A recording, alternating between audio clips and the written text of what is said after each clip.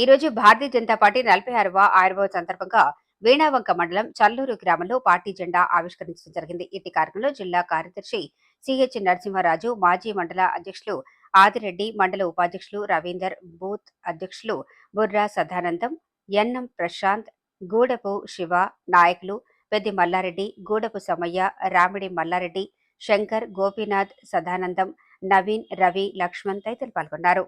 జరిగింది. దేశ సమైక్యత కోసం, దేశ అభివృద్ధి కోసం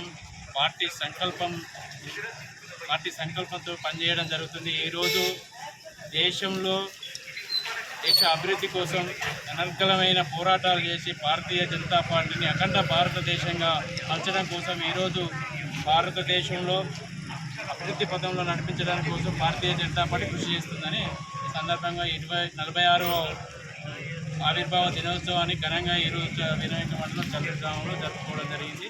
అదేవిధంగా ఈ భారతీయ జనతా పార్టీని గ్రామాన్ని ఇంకా అభివృద్ధి చేసి రాబోయే స్థానిక సంస్థల ఎన్నికల్లో కూడా పార్టీని ముందుకు తీసుకుపోయి ప్రతి గ్రామ పంచాయతీ సర్పంచ్ని కానీ, వార్డు మెంబర్ని కానీ, ఎంపీటీసీని కానీ, జెడ్పీటీసీని కానీ, జెడ్పీ చైర్మన్ ఇవన్నీ కైవసం చేసుకునే విధంగా ఈ ఆవిర్భావ దినోత్సవం నుంచి పార్టీ అభివృద్ధి కోసం అందరు కార్యకర్తలు కృషి చేస్తారని ఆశిస్తున్నాను.